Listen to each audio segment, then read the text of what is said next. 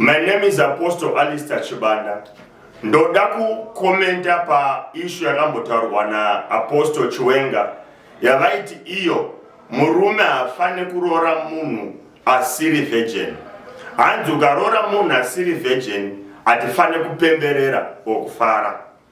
Now uchaona kuti according to the scriptures avaikota ivo avana kukota ma scriptures avo contextually. Panapa, I want to quote them in context so that nonzwisisa pamusoro penyaya iyoyo. Now, so nyaya yekurora virgin or yekurora munhu asiri virgin imbori kupi?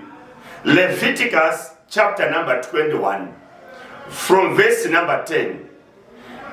Inot iyo, the high priest, the one among his brothers who has the anointing oil poured on his head. Already context watoiona tiri kudila ne the high priest pana katidzika nayo pa verse number 11 yakabva he must not enter a place where there is a dead body. He must not make himself unclean even for his father or mother. Haafane kuenda panzvimbo ine chitunha. Uri pabata ngatidzike ndo context. Kana tichidiscussa ma scriptures atifane kutora patinoda tosiya patisingade. Ngatibate yese context yese. Zvakafanana nekubheka keke. Atifanire kungonakirwa ne ice chete ne cream chete o icing yepa keke tichisiya munyefu wacho. Ngatidye keke rese. Context yakakosha. Now verse number 13 inobva yati the woman he marries must be a virgin. Arikutaurwa ndiani pa verse number 10 high priest.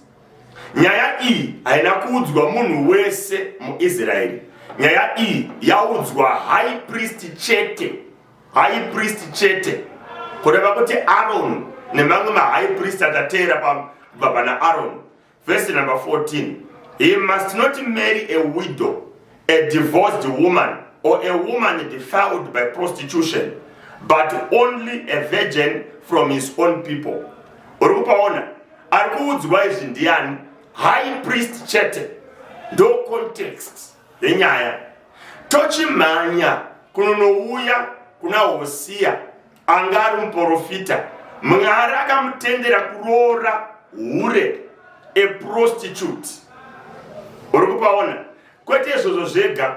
Mbuya vaJesu chaiva vainzi Rahabhu vaive hure vakaroorwa wani vakatetawo musha.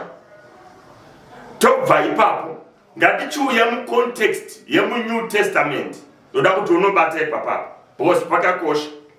MuNew Testament munomboti kudii pamusoro penyaya idzi because yataverenga iyo iOld Testament.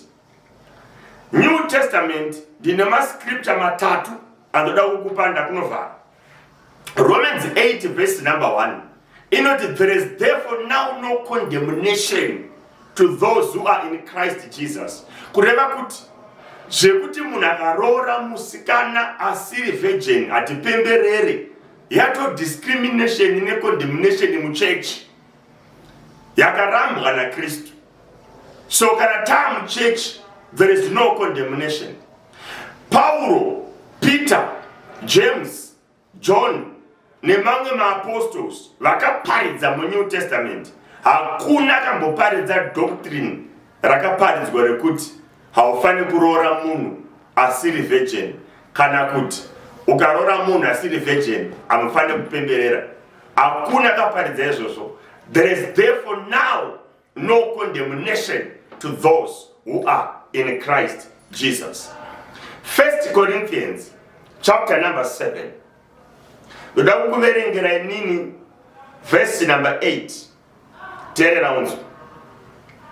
Here is my advice for people who have never been married and for widows. You should stay single just as I am. Verse 9. But if you don't have enough self-control, then go ahead and get married. Paulo ari kutoudza vanhu muchechi yepakorinde kuti kana iwe usati wamboroorwa, haana kuti kana iwe uri virgin. Pavhesi number 8 unogona kunge usitori virgin but usati wamboroorwa. Maybe wakabiswa humhandara usati wakunamata. Maybe wakabiswa humhandara nekurepwa. Maybe wakabiswa humhandara neunzenza wako munyika. But vhangeri rozouya roparidzwa, worinzwa, woritenda, wova chisikwa chitsva muna Kristu. 2 Corinthians 5 verse number 17. Wa chisikwa chitsva, you are special to God. 1 Peter 2 verse number 9. Inoti tese isusu, whether uri mhandara or hausi mhandara, as long as uri muna Kristu, you are a chosen generation. You are a special people to God. Saka unofana kutocelebratewa kana waroorwa. Unofana kutopembererwa kana waroorwa.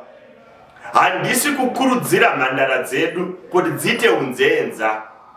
Asi ndiri kuti zvakapotseka kausingazive Mwari.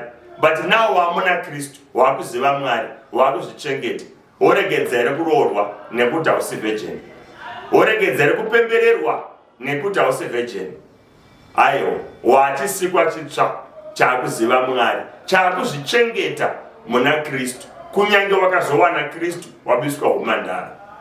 God bless you. Mwari akutire zvakanaka.